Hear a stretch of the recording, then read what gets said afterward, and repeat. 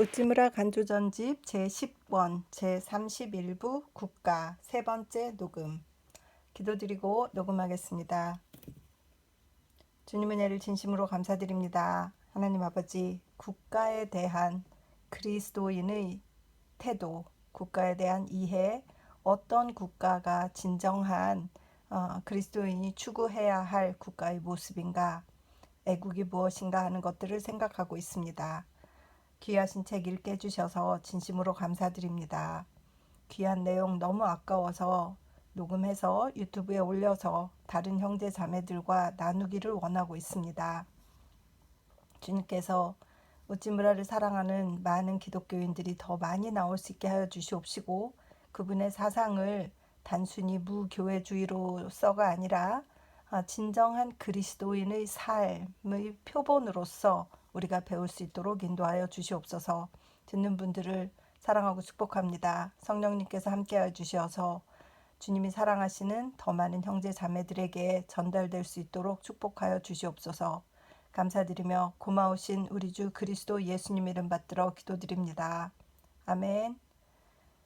오늘은 오늘의 처하는 길. 그것은 1898년 7월 12일 쇼슈 하야마 여름학교에서 이제 두 번째 날에 강연하신 것 같아요. 전에 오늘날의 어려움이라는 제목으로 말했던 바와 같이 우리는 복음을 통틀어 일찍이 보지 못했던 영유를 막아야 될 자리에 서 있다. 그러면 어떻게 오늘날의 어려움에 대처해 나갈 것인가? 이것 역시 쉬운 일이 아니다.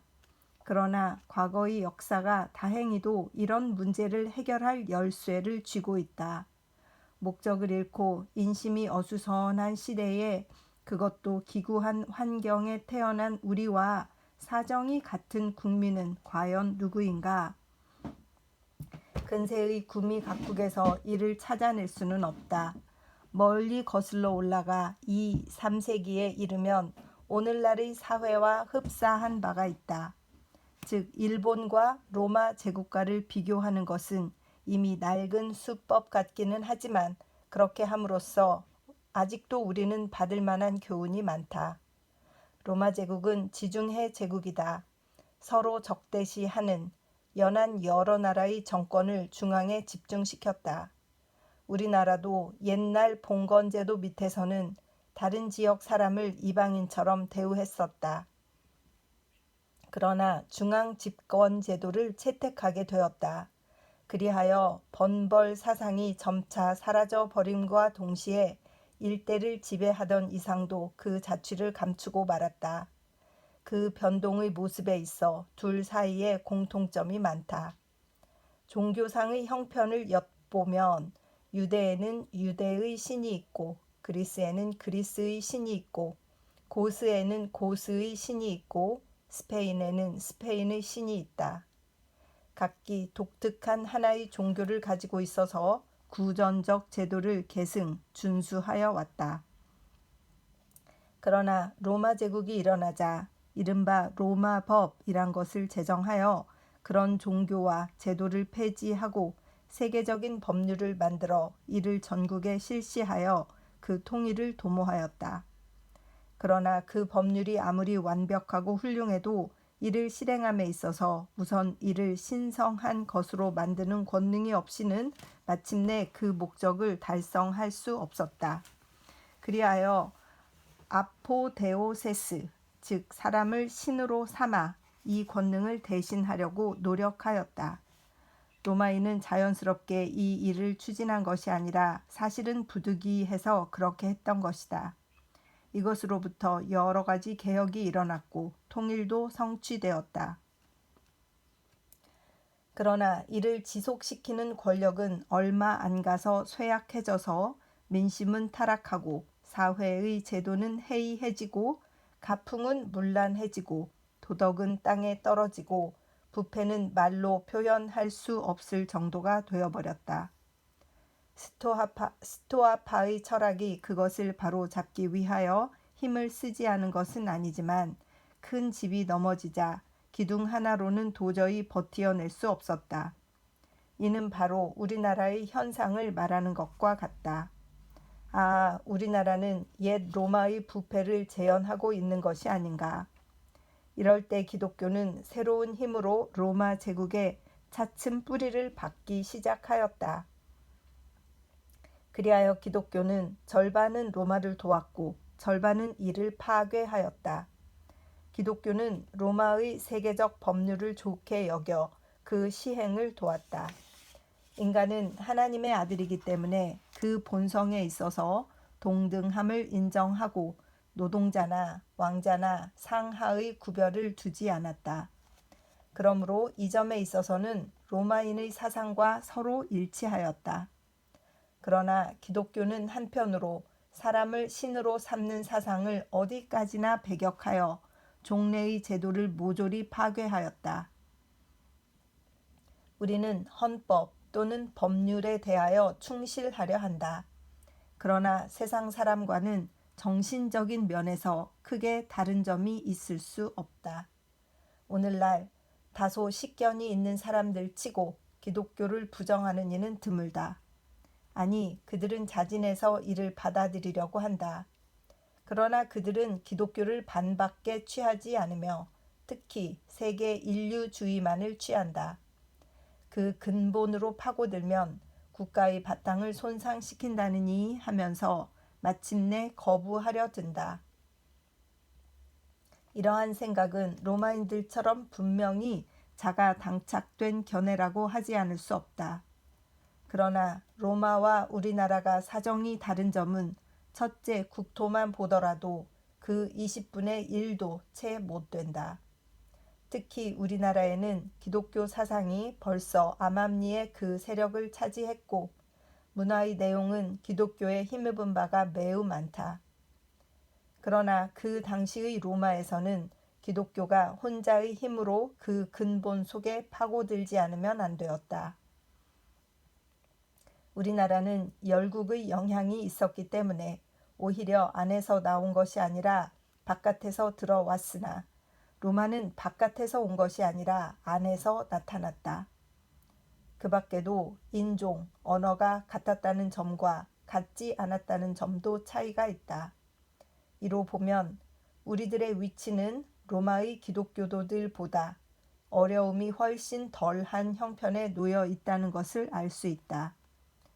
그렇다면 3, 4세기경의 기독교 신도가 취했던 방침은 또한 우리가 오늘날의 어려움을 대처하는 데 있어 좋은 참고가 된다. 그들은 마침내 강대한 로마 세계를 뒤집어 엎고 밑바닥부터 그 제국의 개혁을 완수하였다. 어떻게 그런 개혁이 성공을 거두었던가? 우리는 또 어떻게 하면 우리나라의 옛 기풍을 바로잡을 수 있을까?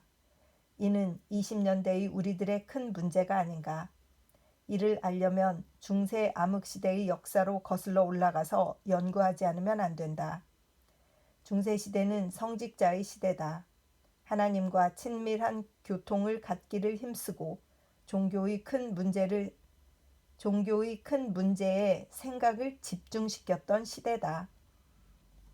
세상에는 이를 암흑시대라고 부르기도 하며 별로 주의를 기울이지 않고 지나쳐 버리는 사람도 있다. 오늘날의 역사가는 이 시대에 깊이 주의를 기울이고 있으며 19세기 문명을 만들어낸 것은 이 시대로서 문학, 철학 등이 아름답게 배양된 밭 또는 이를 풍부하게 온축하고 있는 창고처럼 소중히 여긴다. 암흑시대의 기독교도들이 취했던 주의는 수도원 제도를 만들어 세상에서 은둔했던 점이다. 그런데 이 제도는 쭉 내려가서 나폴레옹 시대까지도 시행되어 거의 1300년 동안이나 계속되었다. 이와 같이 종교를 사회에서 분리하는 것은 유럽의 창안이 아니라 인도 종교에서 나온 것이라고 논하는 사람도 있다. 아무튼 이 사실이 유럽을 감화시키는 데 큰 힘이 되었던 것만은 의심할 여지가 없다. 어떤 이는 수도원 제도를 공격하기를 그들은 진치의 기상을 북돋우지 않고 오히려 깊숙이 숨어서 명상만을 일삼고 있고 세상을 두려워하고 사람을 의심해서 산속으로만 도피하였던 것을 볼 때 비겁하기 짝이 없지 않느냐고 한다. 그러나 수도원에 틀어박혀 있던 사람들 가운데에도 대단히 위대한 인물들이 적지 않았다. 암브로시우스, 크리소스톰, 토마스 아퀴나스, 아우구스티누스 등은 그 사상에 있어서나 역량에 있어서나 가히 일세를 풍미하고도 남음이 있는 인물들이었다. 그래서 그들은 하나님이 자기들에게 명하신 사업이 지극히 큰 사업임을 깨닫고 제국을 근본적으로 변혁시키는 것은 일석일조의 일이 아니다. 암석을 파괴하는 데에도 먼저 중심 깊숙이까지 구멍을 뚫어 다이너마이트를 넣고 폭파시키듯이 오늘날은 단단히 준비를 하여 잠재 세력을 양성하였다가 어느 때에 가서 일시에 큰 개혁을 일으켜야 된다고 생각했다. 이 점이 기독교의 은둔주의와 불교의 은둔주의와의 근본적인 차이점이다. 전자는 싸움을 준비하기 위하여 도피하였고 후자는 싸움을 싫어하여 도피하였다. 보라, 루터, 사보나롤라, 칼빈 등의 개혁적 열정은 어디서 그 불씨를 가져왔던가. 악취분분한 속세를 벗어나서 유유자적한 별천지를 거닐고 있는 것처럼 보였던 수도원 속에서 그런 격렬한 정신을 축적해 두었던 것이 아닌가. 생각할수록 그들이 취했던 방침은 매우 현명하였다고 본다. 만일 그 밖의 다른 방침으로 이 세상에 대항하였더라면 반드시 큰 실패로 끝나고 말았을 것이다. 돌이켜 우리나라의 과거 10년 동안의 전도 사업 역사를 살펴보라. 우리 기독교 신도의 일대 폐단은 사람을 인도하는 것이 무엇보다도 급하고 중요하다는 것만 알고 오른손으로 받은 것을 왼손으로 남에게 주어버리고 자신은 이를 마음에 새겨두고 북돋아 자라게 하려는 생각이 없다는 점이다.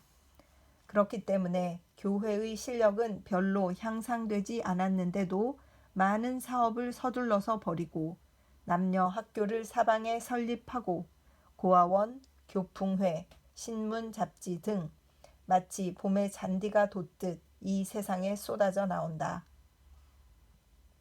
그러나 기독교는 이런 사업열이 왕성한데 정비례해서 그 실력이 향상되는 것은 아니다. 10년 전의 신도와 오늘날의 신도와를 비교해보면 과연 얼마만큼 차이가 있는가. 교세가 부진한 원인을 연구하는 이는 많다.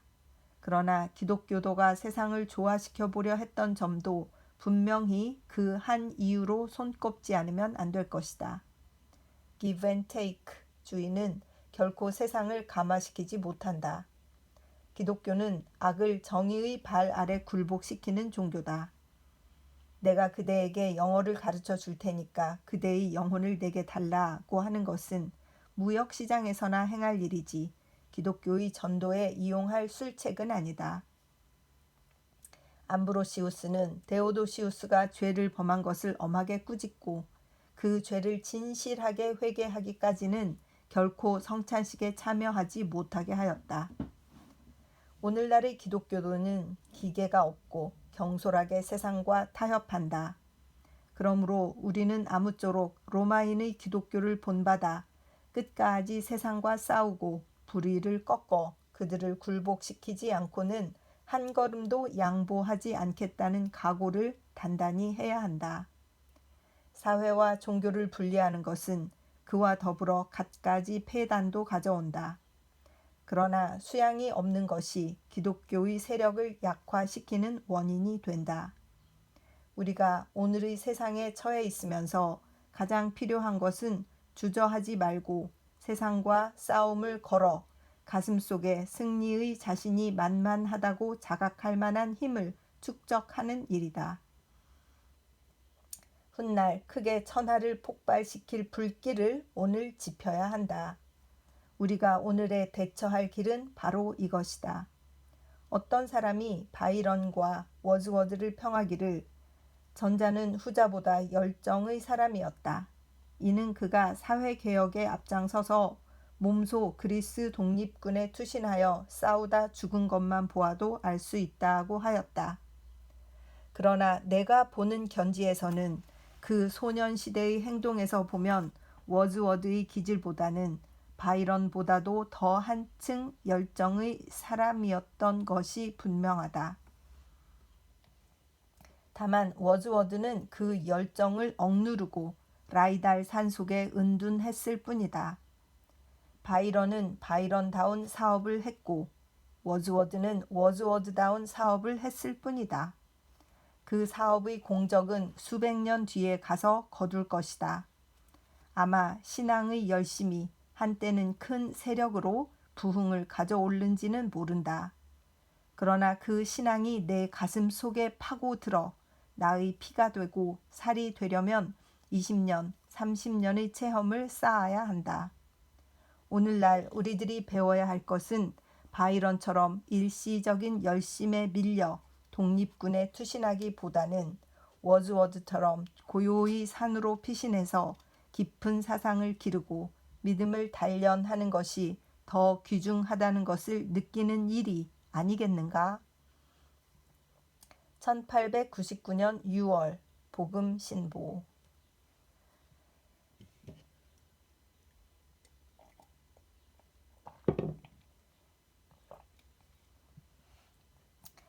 나라는 기독교 없이 설 수 있는가? 이것은 혼자 한 연설인 오랜만에 신문을 손에 들고 말한 것, 또 혼자서 연설을 하신 것을 나라는 기독교 없이 설 수 있을까? 이런 것들에 대해서 생각을 하셨군요. 이것은 매우 오래된 문제다. 그러나 결론에 아직 도달한 문제는 아니다. 단순히 논리적으로만 말하면 기독교 없이 나라가 설 수 없다는 이유는 없다. 나라는 정의로 서는 것이다. 그런데 정의는 반드시 기독교에만 국한되는 것이 아니다. 정의는 유교에도 있다. 불교에도 있다.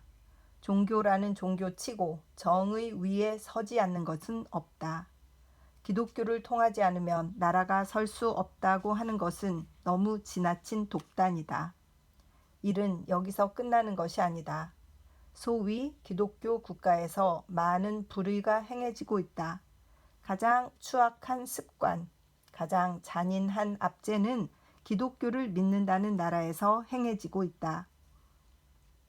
이에 반해서 많은 미덕, 많은 선행은 비기독교 국가에서 행해지고 있다. 실제 도덕의 입장에서 본 비기독교 국가는 대개의 경우 기독교 국가보다 훨씬 낫다. 그런데도 불구하고 기독교를 통치하지 않고는 나라가 설 수 없다니 망발치고 너무 지나친 망발이 아닌가. 그러나 이상스럽게도 여기에 숨길 수 없는 한 가지 사실이 있다. 그것은 역사상 기독교 국가로서 완전히 멸망해버린 나라가 일찍이 없었다는 사실이다. 기독교 망국 역사라는 것은 쓰고 싶어도 쓸 수가 없다. 기독교를 믿으면 불멸이 되는 것 같다. 기독교 국가로서 망국의 비운에 빠져들었던 예로서는 폴란드의 이름이 들먹거려진다. 아닌 게 아니라 폴란드는 3번의 분할로 1794년에 나라로서의 그 존재를 상실한 것처럼 보인다. 그러나 이른바 멸망 후의 폴란드인을 아는 사람은 폴란드의 멸망을 인정치 않는다. 폴란드인은 다만 그 지배자가 바뀌었을 따름이다. 폴란드인 자신은 아직도 여전히 독립의 백성이다. 그들은 국어를 가지고 있고 문학을 가지고 있고 세계의 문명권에 서서 다른 나라 백성에게 한치도 양보하지 않고 있다. 만일 폴란드가 망한 나라라면 스코틀랜드도 망한 나라요. 헝가리도 망한 나라다. 자치국에 옮겨져서 자치의 권리를 갖고 있는 백성은 망국 백성이 아니다. 같은 비운을 겪었던 나라는 남아프리카의 트랜스바알이다. 그 나라는 영국에게 병탄됨으로써 독립을 상실한 것 같이 보인다. 그러나 오늘날의 트랜스바알은 옛날과 다름없는 자유국이다. 거기엔 의회가 있다. 국무장관이 있다. 그리고 전에는 영국에 대해서 칼을 뽑아 들었던 자가 지금은 실제로 그 국무를 떠맡고 있다. 영국은 남아프리카 공화국의 이름을 없앨 수는 있었다. 그러나 그 자유를 빼앗을 수는 없었다. 아니, 명의상으로 영국의 지배 밑에 들어간 후부터 트랜스바알의 자유는 한층 더 튼튼해졌다.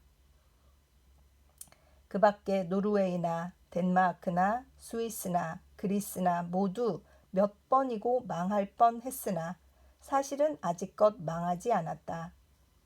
인도는 망하고 미얀마도 망하고 터키는 망해가고 있지만 기독교 국가는 아무리 미약한 나라라도 그 명맥을 유지하고 있다. 중앙아메리카, 남아메리카의 많은 약소 국가라 할지라도 그 독립만은 유지해 나가고 있다. 이것은 확실히 괄목할 만한 사실이다. 이에 반하여 터키와 같은 나라는 그 국민은 용감하고 그 종교는 천하지 않은데도 불구하고 국군이 나날이 몰락해가고 있음은 누구나 다 아는 사실이다. 이른바 동유럽의 환자가 머지않아 그 숨을 거두게 되고 말 것이라고 식자들은 믿어 의심치 않고 있다. 페르시아 같은 나라는 최근에 헌법 정치를 채택하였다지만 그 헌법이 과연 페르시아국을 구원할 수 있을지 없을지는 큰 의문거리다. 이집트는 명의상으로는 독립국이지만 실제적으로는 영국의 속국이다. 모로코는 그 국민은 용감한데도 불구하고 바야흐로 멸망의 길을 내딛고 있다. 이상은 역사상의 사실이다. 이론이 아니다. 그 설명이야 어떻게 하든 간에 사실을 숨길 수는 없다. 그 원인이 도대체 어디에 있는가? 이른바 기독교 국가라는 것은 모든 학술이 발달된 나라이기 때문에 그들은 현대 과학으로 그 존재를 지탱해 가고 있는 것일까? 그렇지 않으면 국가도 개인과 마찬가지로 동류끼리는 서로 잡아먹기를 꺼리기 때문에 동류끼리 서로 불쌍히 여기는 마음으로 기독교 국가는 서로가 서로를 멸망시키지 않는 것일까? 설명은 얼마든지 할 수 있으리라. 그러나 사실은 숨길 수 없다. 나라가 학술로 서는 것이 아님은 학술이 뛰어났던 나라도 망한 예가 있었음을 보아서 알 수 있다. 옛날의 무어인은 회교 신자들이기는 했지만 그 지식 정도는 그 당시의 유럽인들보다 훨씬 더 높았다. 그들은 400년 동안 지금의 포르투갈, 스페인을 점령했다. 오늘날 대수학을 알제브라라고 하는데 이는 무어인의 말에서 나온 것이다. 화학을 케미스트리라고 하는 것도 마찬가지다. 동은 바그다드에서 서로는 코르도바에까지 뻗쳐 사는 무어인은 한때 학술로 세계를 떨쳤다. 그런데도 이 국민은 마침내 스페인에게 쫓기는 신세가 되고 말았다. 그리하여 쫓기고 나서부터는 다시 일어날 수 없게 되었다. 무어인은 그렇게 우수한 학술을 가지고 있으면서도 독립을 유지해 나갈 수 없었던 것이다. 인도인은 고상한 철학과 종교로 지금도 전 세계에 떨치고 있는 국민이다. 그런데도 이런 국민이 나라를 꾸려 나갈 수 없다는 것은 정말 이상한 일이라 아니할 수 없다. 철학이 만일 나라를 세우는 것이라면 어째서 인도인은 국가적으로 그렇게까지 무능하단 말인가? 또 만일 나라를 세우는 것은 무력에 있다고 말하는 사람이 있다면 터키의 쇠퇴는 설명하기 어려운 사실이 된다. 아직껏 터키인보다 더 용감한 국민의 국민이 역사의 무대에 나타났던 적이 없다. 검을 가지고 상대한다면 유럽인은 결코 터키인의 상대가 못 되었다. 만일 무력이 세계를 정복하는 유일의 세력이라면 터키인은 옛날에 벌써 세계의 주인공이 되어 있었을 것이다. 일이 이렇게 되면 국가 발전의 원동력을 학술과 무력이 아닌 다른 데서 찾지 않으면 안 되게 된다. 나라는 정의로 서는 것이다. 이것은 분명한 사실이다. 그러나 이런 정의를 양성하는 데에는 또한 어떤 다른 것이 필요한 듯하다. 이른바 순수정의라는 것은 강한 것 같이 보이면서도 실상은 약한 것이다. 정의는 단순한 주의가 아니다. 이것은 살아있는 정신의 활동이다. 그런데 살아있는 정신이란 살아있는 사람이요. 살아있는 사람이란 그 안에 살아있는 영혼을 일컫는다. 살아있는 영혼이 없이 정의가 힘있게 역사하지는 못한다. 도의상의 정의, 철학상의 정의는 매우 미약한 것이다. 그리고 기독교가 나라를 지탱한다는 것은 이런 세력을 국민에게 제공하기 때문이 아닐까? 다시 말하면 정의를 언제까지나 활약하게 하기 때문이 아닐까? 나라는 쇠약해지고 사회는 부패하더라도 이 세력이 남아있는 한 백성에게는 부흥의 소망이 있다. 압제가 아무리 강하더라도 부패가 아무리 심각하더라도 정의가 살아계신 하나님에게서 오는 이상 나라의 정의가 끊어지는 일은 없다. 이런 경우에는 정의가 자체를 한없이 부흥하고 언제나 되살아나는 세력으로 부패한 국가에 다가오는 것이다. 기독교가 국가를 영구히 보존하는 이유가 바로 이것이 아닐까. 기독교가 없는 문명국을 볼 때 그 풍습은 아름답고 단아함에도 불구하고 그 정의는 늘 매우 미약하다. 때로는 욕심에 끌려, 때로는 정권에 짓눌려, 때로는 정의 이외의 어떤 도덕에 지배되어 정의의 소리가 자취를 감추고 불의가 마음대로 판을 친다. 국가 존립상 이보다 더 큰 위험은 없다. 국민이 모조리 위선자가 될 때 말인 줄 번연히 알면서도 이를 사슴이라 우기고 말을 말이라고 하는 사람을 역적으로 몰 때 나라는 망하고 마는 것이다. 그러나 세상에는 예외가 없다고 할 수는 없다. 기독교 없이 일어서고 또 영구히 번영하는 나라가 이 다음 혹시 세상에 나타나지 않는다고 장담할 수 없다. 그때에는 나의 이런 주장은 다만 일소에 붙여지면 그만이다. 1908년 3월 성서지 연구.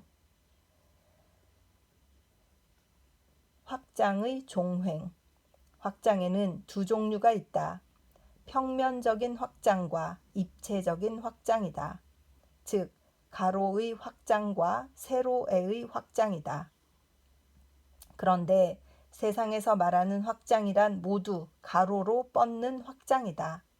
즉, 수평적으로 뻗어가는 확장이다. 영국의 확장이라고 하면 영국이 지구 표면에 뻗은 확장이다.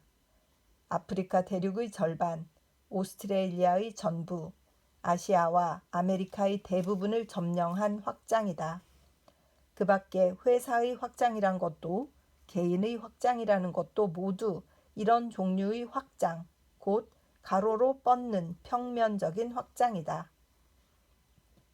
사업의 확장, 토지의 확장이라고들 하지만 사실은 옆으로 뻗는 확장인데 이는 모두가 한도가 있는 확장이다.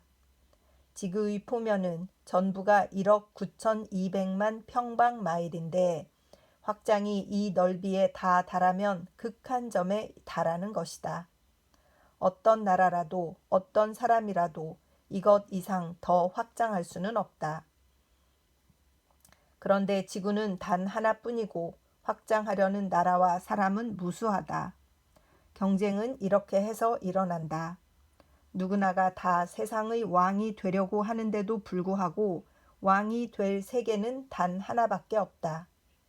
세상에 외교가 있고 국제 연맹이 있는 이유는 이 때문이다.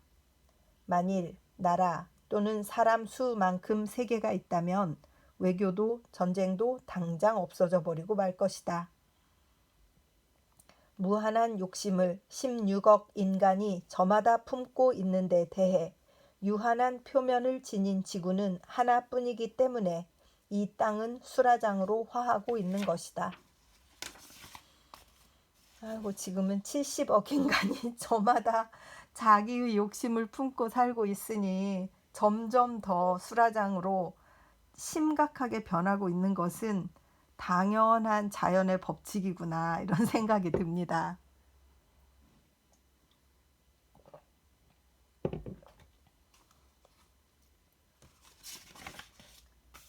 계속 읽겠습니다. 그러나 확장은 꼭 옆으로만 해야 하는 것은 아니다. 가로로 뻗는 확장이 있는 것처럼 세로로 뻗는 확장이 있다. 그런데 앞의 것은 유한하고 뒤의 것은 무한하다. 지구는 단 하나뿐이고 그 면적은 극히 좁지만 공간은 무궁하고 그 부피 또한 무한하다. 그러므로 나라든 사람이든 간에 만일 수직적으로 확장하려고만 하면 확장의 범위도 역시 무한하다. 사람이 만일 세로로 뻗치려 하기만 하면 그는 이웃 사람과 충돌할 염려는 조금도 없다. 그는 머리 위에 무한한 창공을 이고 있고 발은 지구의 중심까지 닿는 흙과 돌을 밟고 있다.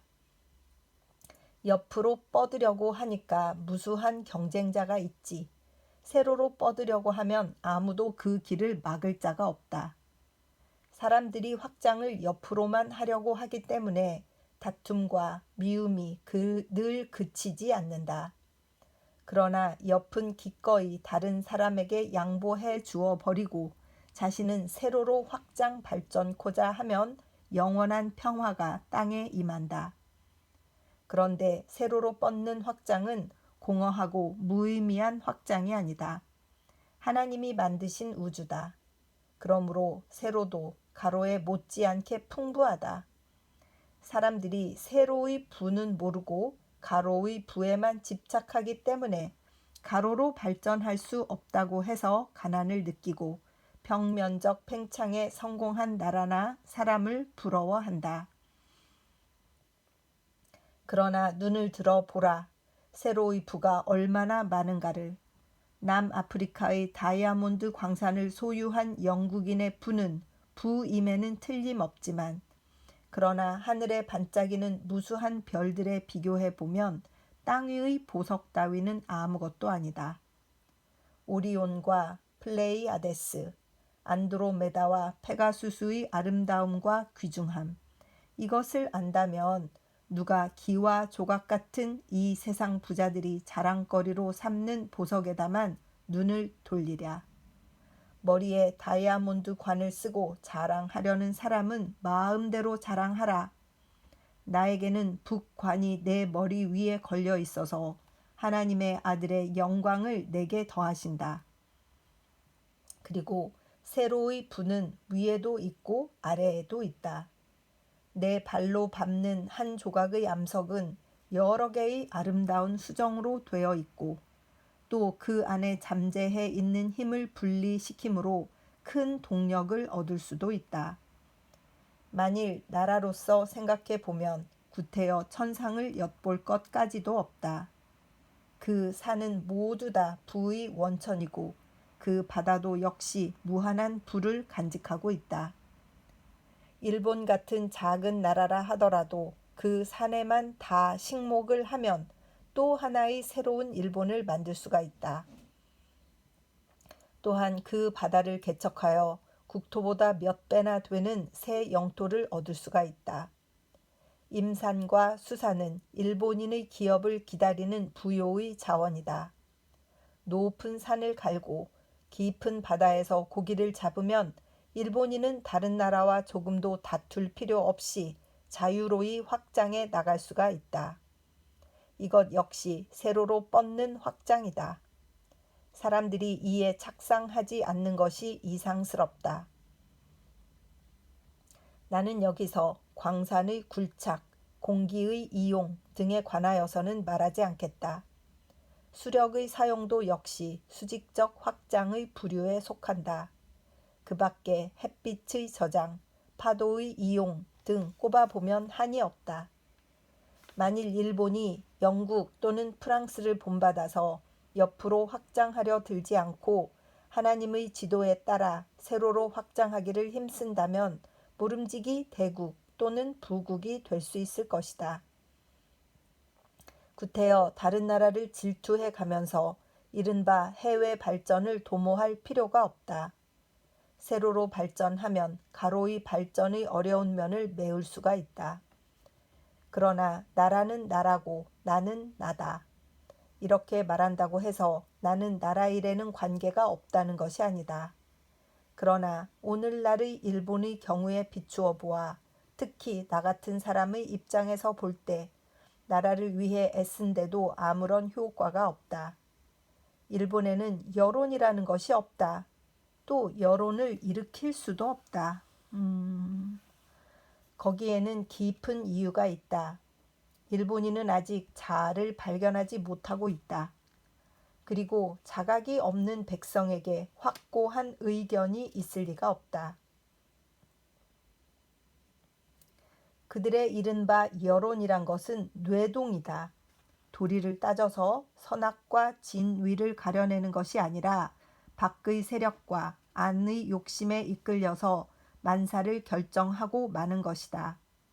이런 백성에게 아무리 진리를 제공해도 그들은 이를 진리로 받아들이지 않는다.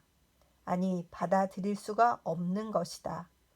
다수가 하는 것이 선한 일이고 나의 이익이 되는 일이 아름다운 일이다. 절대적 진리라는 말 자체가 그들에게는 이해가 되지 않는다. 그러므로 옆으로의 확장은 그들에게 양보하고 우리는 홀로 세로의 확장을 도모해야 한다. 그들은 토지를 얻고자 한다. 인프라를 구축하고자 한다. 상품의 판로를 넓히고자 한다. 그리고 종교가들 사이에서조차 천하를 사등분해서 그중 하나를 차지해보자는 계획이 모의되고 있다. 이는 모두 횡적인 확장이다. 필연적으로 경쟁이 따르는 확장이다. 그러나 참된 크리스천은 그런 확장에 끼어들지 않는다. 하늘에서 내려온 인자 밖에는 하늘로 올라가니가 없다. 요한복음 3장 13절라고 예수는 말씀하셨다. 또 말씀하시기를 내가 땅에서부터 높이 들려 올라가게 될 때에 나는 모든 사람을 내게로 이끌 것이다. 요한복음 12장 32절라고 하셨다. 이는 둘 다 상하 운동을 보여주는 것으로 종적 확장을 촉구하는 말씀이다. 더욱 적절한 것은 에베소서 4장 9절에서 10절에서 한 바울의 말이다. 이미 올라가셨다는 말은 땅의 낮은 곳에 우선 내려오셨다는 것을 의미하는 것이 아니고 무엇이겠느냐. 내려오셨던 그분은 모든 하늘 위로 올라가신 바로 그분이다. 그는 자기 자신으로 온 우주를 충만케 하시려고 그리하신 것이다. 정말 높고 깊고 그리고 넓은 말씀이다. 그리스도는 내려오셨다가 올라가셨고 올라가셔서 지금은 널리 온 우주에 충만케 하시려고 내려오시는 것이다. 그분의 종인 우리도 또한 이 길을 택하지 않으면 안 된다. 우선 첫째가 내려가는 일이다. 자기의 속으로 파고 내려가서 그것이 무엇인지를 발견해야 한다. 자기는 부패한 자요, 선한 것이라고는 조금도 없고 어두운 죄의 덩어리이다. 이것을 아는 것이 모든 발전의 시발점이다. 자기를 발견하지 않으면 안 된다. 그리고 그러한 자기의 정체를 똑바로 파악하지 않으면 안 된다. 참으로 깊고 고된 탐험이다. 그리하여 자기라는 깊은 바다 밑으로 내려가면 거기에서 더 이상 견디어낼 수 없어서 위에 계신 하나님의 빛을 바라보고 은총과 신앙으로 말미암아 거기서 위로 올라가기 시작하게 되는 것이다. 그리하여 죄인의 친구이신 예수에게 인도되어 하늘 위로 올라가게 되고 거기서 기쁨과 만족의 사람이 된다. 그러고 난 다음에 다시 땅으로 내려와서 하나님이 허락하시는 범위 안에서 이웃 사람을 조금이라고 방해하는 일 없이 만물을 충만케 할 수가 있는 것이다. 즉, 나의 분수에 알맞는 횡적 확장을 수행해 나갈 수가 있는 것이다.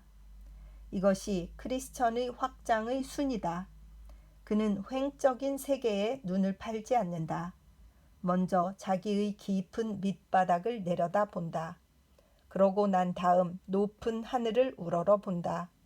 그리하여 아래와 위에 새로운 영토를 얻고 그것 외에는 확장하려 하지 않는다. 그렇지만 이런 차고 넘치는 자리에 놓이게 되면 그도 역시 횡적인 확장을 하지 않을 수 없게 된다.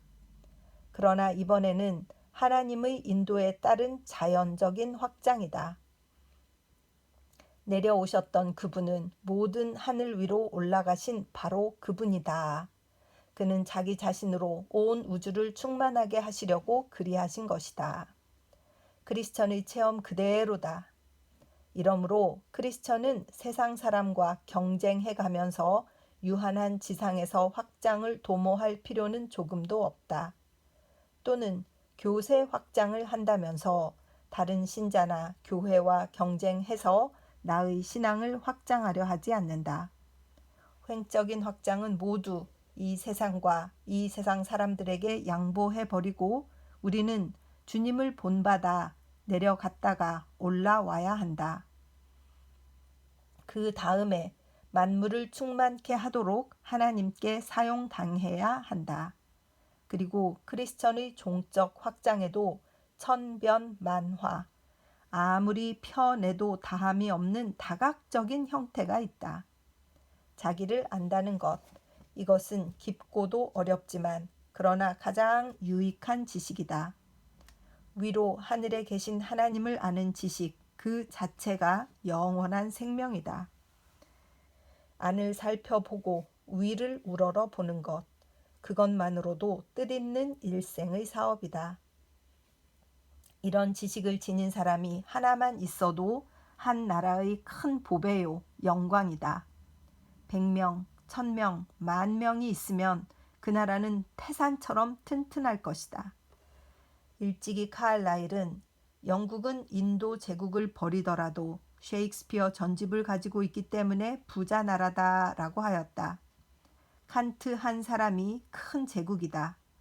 그가 있으면 독일은 그 나라 밖의 영토를 모두 잃어버리더라도 영구히 멸망하지 않는다. 우리도 비록 한 치의 땅도 가지고 있지 않다 하더라도 안으로 우리의 영혼을 발견하고 하늘에서 우리 구주를 배울 수만 있다면 미쓰이, 미쓰비시, 야스다 등도 능히 따를 수 없는 부자가 되는 것이다. 욕심 많은 세상은 나의 길을 가로막고 나의 횡적 확장을 못하게 하더라도 종적인 확장의 길은 트이어서 내가 자유롭게 발전하기를 기다리고 있다. 하나님은 예언자를 통해 말씀하셨다. 주택에 주택을 잇대어 짓고 논밭에 논밭을 더하여 빈틈이 없도록 하고 이 땅 가운데서 홀로 거하려 하는 그들은 화가 있다. 이사야서 5장 8절. 이 세상의 부자, 사업가들이 하는 일은 모두 이런 일이다. 그리고 세계의 강대국들이 하는 일도 이와 별로 다를 바 없다. 토지에 토지를 더하여 자기 혼자 살고 세계를 횡령하려 한다. 즉 옆으로 평면적으로 대지주 또는 세계의 왕이 되고자 한다. 그러나 하늘에 계신 하나님은 그런 자를 저주하여 말씀하신다. 화가 있다 라고. 그런데 화 있는 자가 있는 반면에 또한 복 있는 자가 있다. 자기 죄를 뉘우치고 하늘의 보물을 쌓는 사람은 복이 있다. 그리스도 안에는 모든 지혜와 지식의 보화가 감추어져 있다. 골로새서 2장 3절. 옆으로 뻗는 사람은 화가 있다. 세로로 뻗는 사람은 복이 있다는 뜻이다. 그리고 온유한 사람들은 복이 있다. 그들이 땅을 차지할 것이다 라고 했기 때문에 온유하여서 이 지상에서는 아무것도 바라지 않는 사람이 마침내는 땅도 얻게 될 것이라고 한다. 우리가 세로로만 뻗치면 하나님께서는 마침내 우리를 가로로도 뻗게 해주시는 것이다. 먼저 자기가 가진 것을 족하게 여길 때 나중에 옆으로도 확장할 수가 있다. 그리고 어떤 경우에도 자급자족의 길은 세로로 확장하는 것이다. 이것은 장애물이 없는 평화적 확장의 길이다. 하나님은 세로로 뻗는 사람을 가로로도 뻗게 해주신다. 부록 지구의 표면은 1억 9,220만 평방마일인데 그중 28%쯤이 육지이고 그 면적이 그 면적이 5,500만 평방마일이다. 이를 정보로 환산하면 142억 정보쯤 된다. 지금 이것을 세계 16억 인구에게 균등하게 분배한다면 한 사람 앞에 8정보, 9단보 가량 돌아간다. 그러나 육지 면적의 대부분은 사막, 빙원, 산악지대 등이기 때문에 경지로서 인류에게 주어질 몫은 그중 3분의 1밖에 안 된다. 즉, 한 사람 앞에 3정보라고 보면 큰 차이가 없을 것이다. 그러나 요즘은 분배가 몹시 불공평하여 가진 사람은 몇천 정보를 가지고 있고 안 가진 사람은 한 뼘의 땅도 없다. 그러나 누구든지 될 수만 있다면 전 세계의 주인이 되고 싶어 한다. 땅이 공평하게 분배되는 것은 그리스도께서 재림하실 때다. 그러므로 지금은 인내로 기다릴 때다. 횡적인 확장은 이 세상 사람에게 양보하고 우리는 세로로 뻗쳐 깊이 자기 속을 파헤치고 높이 그리스도에까지 이르러야 한다. 그리하여 그가 다시 내려오셔서 지상에 공평을 선포하실 때를 기다려야 한다. 이것이 지금은 평화의 길, 후에는 영광에 이르는 길이다. 1924년 8월 성서지 연구. 자, 이렇게 해서 국가의 마지막 부분 3번을 다 녹음하였습니다. 참 100년 전에 일본에는 여론이라는 게 없다. 국민들이 자각하지 못했기 때문에 자아가 약하기 때문에 여론이 없다. 여론을 일으킬 어떤 확고한 의견이 없다라고 하는 이 말씀이 저에게는 좀 충격적으로 다가왔어요. 그래서 우리 한국인들은 의견이 분명하잖아요. 이런 것들도 굉장히 우리 하나님께서 좋아하시는 캐릭터들이다라는 생각이 들고 자유로운 나라가 부자가 된다 하는 것과 그 다음에 이 정의가 있어야 나라가 부강해진다. 정의가 확실해야 이 나라가 부강해진다. 무엇을 따를 것인가. 그래서 정말 정의로운 사람들 그런 사람들이 인구가 많아질수록 그런 사람들의 숫자가 많아질수록 그 나라가 바르게 서는 것이로구나 하는 그런 생각이 들고 역시 하나님께서는 참 의로운 분이시고 공평하신 분이시구나 해서 감사가 넘치는 그런 리딩이었습니다. 요즘 나라에 대해서 많이 생각하게 되는 선거, 운동 기간이어서 경선을 하고 후보를 뽑고 막 이런 기간이라고 시끌시끌 하잖아요. 누구를 뽑을 것이냐, 국민의 여론이 어떤 것이냐, 각성된 국민들, 그러니까 그냥 우해서 다수만이 최고다라고 생각하는 이 민주주의 패단이 좀 있긴 하지만 그러나 깨어있는 다수가 많을 때 그 지도자들이 얼마나 두렵겠어요. 잘하겠지. 그러니까 깨어있는 국민이 많아야 되는 것이고, 저는 그런 면에서 그 노무현 대통령님을 굉장히 존경하거든요. 그런 그 연설을 통해서 본인이 추구하고자 했던 그 나라의 모습, 그 국가의 그 국가의 힘, 이런 것들에 대해서 알고 계셨던 분이잖아요. 깨우치고 있었던 분이고, 정말 대단하다는 생각이 다시 들었고요. 우리도 다시 정신을 차려서 귀하신 대통령님들이 있으셨어요. 그죠? 김대중 대통령님도 나라를 살리시고 부강하게 만들고, 누가 나라를 부강하게 만들 수 있는 관리로서 국민인 주인을 위해서 일할 것인가, 이것을 잘 판단해야지. 그래야 나라에 대한 국민으로서의 도리를 다하는 것이로구나, 그런 생각이 들어서 좀 생각이 많이 달라지는, 그냥 무조건 반대하고 저 사람은 옳지 않아, 이런 어떤 편견을 떠나서 우리 자신이 정의롭게 생각하느냐, 이런 것들에 대해서 한번 생각하는 그런 리딩이었습니다. 읽는 내내 그런 마음이 쭉 들었어요. 그리고 하늘로 향하는 그러니까 옆으로 뻗치는 데는 한계가 있으니까 위로 올라가야 한다라고 하는 이 독특한 관념, 독특한 이론, 이런 것들도 참 새롭다는 생각이 들고, 역시 이렇게 영적으로 깨우치신 분들은 지혜가 풍부하셔가지고 이런 말씀들을 다 하시는 것이로구나 생각이 들고, 점점 더 좋은 책을 많이 읽고 싶다는 그런 욕심이 막 생기는 것 같습니다. 기도드리겠습니다. 주님의 은혜를 감사드립니다. 하나님 아버지, 이 우찌무라 선생님이 얼마나 나라를 생각하고 어떤 방법으로 국민을 깨우치고 싶어 했는지, 그 간절함이 느껴지는 귀한 리딩을 하게 해주셔서 진심으로 감사를 드립니다. 읽으면서 마음속으로 한국을 생각했고, 일본을 생각해 보았고, 미국을 생각해 보았고, 또 제가 살고 있는 뉴질랜드도 생각해 보았습니다.